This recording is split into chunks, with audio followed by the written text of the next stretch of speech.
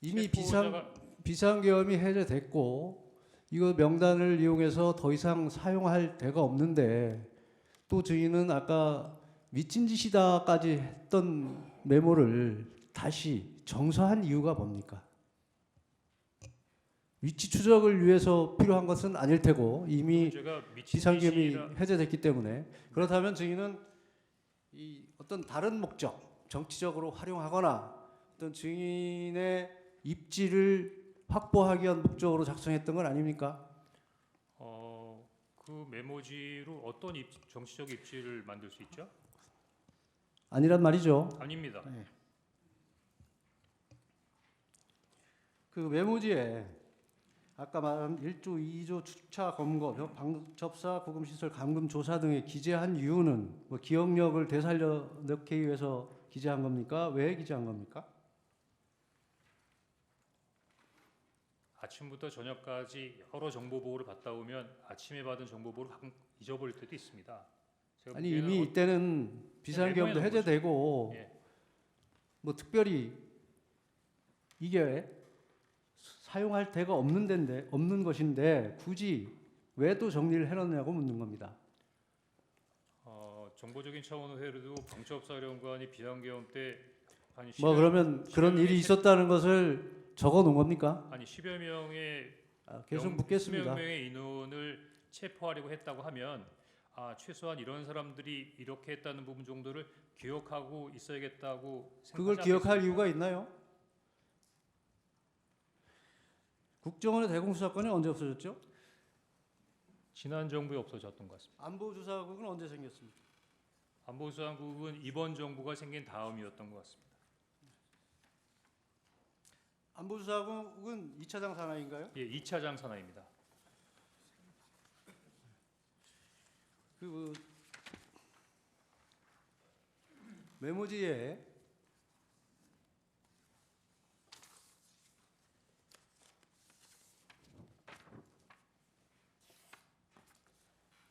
(1차) (2차) 추차 검거 또 검거 요청 뭐 이런 얘기들이 나옵니다. 근데 여인영 사령관은 증인과 통화했을 때는 체포조가 아직 나가 있을 때도 아니라고 하고 있습니다. 그런데 증인은 아까 증언에서도 체포조가 나가 있습니다라고 여인영 사령관이 얘기를 했다고 합니다. 그건 맞지 않는데 상식적으로 어떤가요?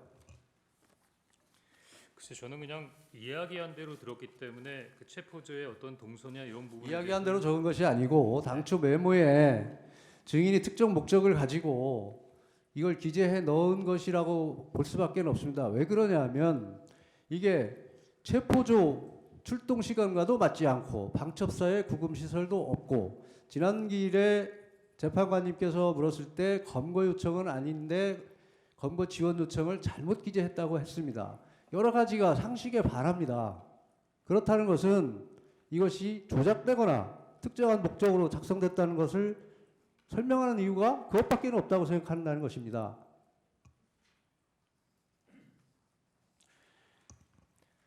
그냥 이야기해 그리고 증인 지난 기일에 국정원에서 여러 기관들이 협조를 하고 있어서 위치 추적이 가능하다고 했죠.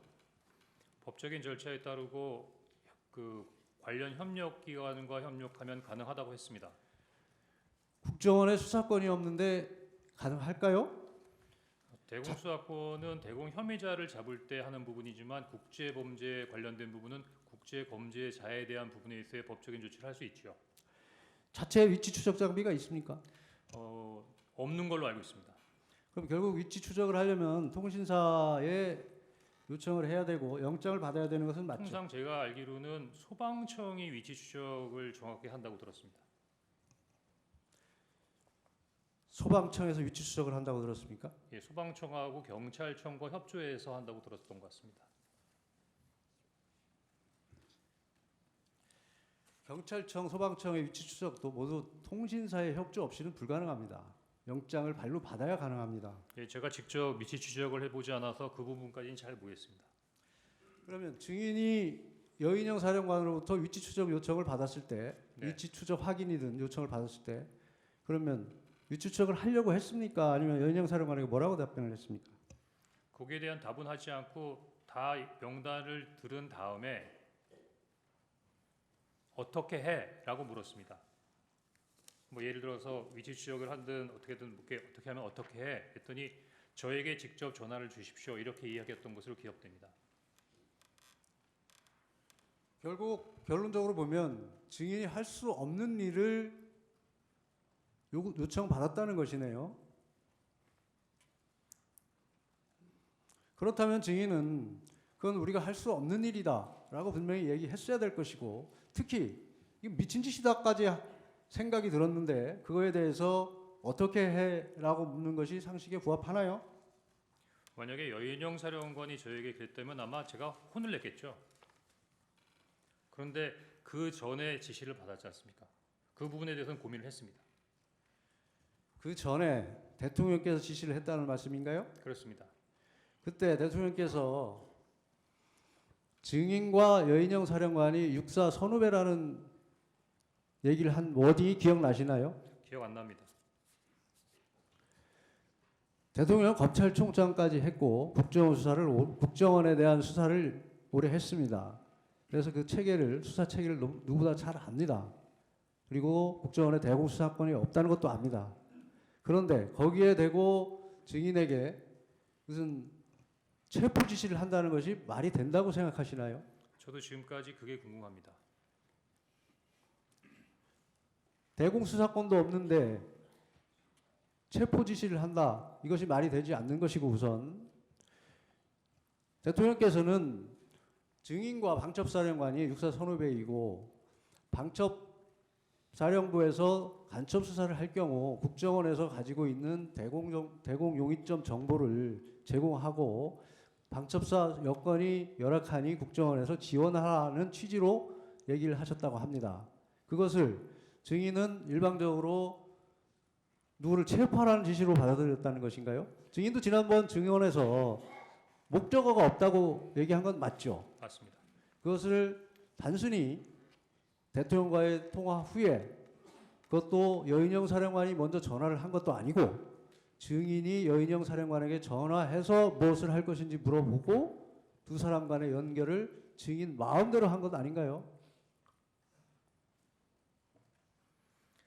그렇게 생각하기에는 전화 통화의 내용과 이어서 여인영 사령관의 얘기를 분리해서 생각하기에는 좀 논리적으로 어려웠다 이렇게 생각됩니다. 그건 논리의 문제가 아니고 사실관계나 여러 가지 객관적 정황을 놓고 판단을 해야 되지 않겠습니까? 국정원 1차장이신데 1차장까지 하셨는데 법률적인 문제나 현실적인 문제나 이런 것을 종합해 보면 그게 어떻게 연결이 된다고 생각을 하십니까? 그럼 우리 변호인 그거는 증인이 특정 목적을 가지고 억지로 자꾸 끼워 맞춘다고밖에 생각되지 않는데 어떤가요? 그럼 변호인님 제가 좀 모자라서 그러는데 당시에 어떻게 이해했던 것이 옳은지 한번 말씀해 주시겠습니까? 아닙니다. 증인 계속 묻겠습니다. 이 메모지 한번 봐주세요. 이 메모지는 증인이 아직도 가지고 있는 원본은 맞죠?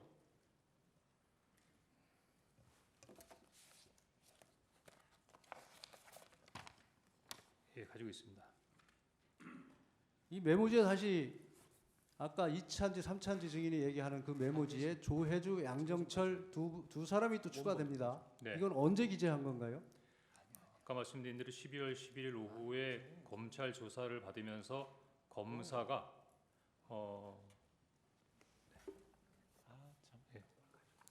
예, 됐습니다. 원본 좀 달라고. 네, 예, 원본. 언제 기재한 겁니까? 검찰 조사 받을 때입니다. 12월 11일입니까? 12월 11일 오후로 기억합니다. 그러면 검찰에는 왜 이것을 제공을 안 하고 아까 그 보여준 문서 그거를 제공을 했죠? 제출을 했죠? 이 조혜주, 양정철 언제 기재한 겁니까? 조혜주, 양정철 검사님께 이 메모를 설명하는 과정에서 제출했습니다. 증인이 검찰에 제출한 메모지에는 조혜주, 양정철 이 가필된 부분이 없습니다. 그러니까 그때 제출했습니다. 검찰에 아마 제출했습니다. 아마 검찰에 조혜주, 양정철이 없다 그러면 먼저 사진을 찍으시고 제가 나름대로 이렇게 설명을 하는 부분에서 여기 14명인데 2명이 없네요. 그래서 제가 조혜주, 양정철이라고 적어 넣어 드린 것 같습니다. 그럼 검찰에서 그 문서를 확보를 못했다는 얘기인가요? 아니 그때 이미 사진을 찍으셨던 걸로 기억되는데요. 제가 얘기하는 거는 도리어 증인이 해임 통보를 받은 게 12월 5일 16시경이 맞죠? 맞습니다. 일단은 그만하시고 또 하시죠. 예.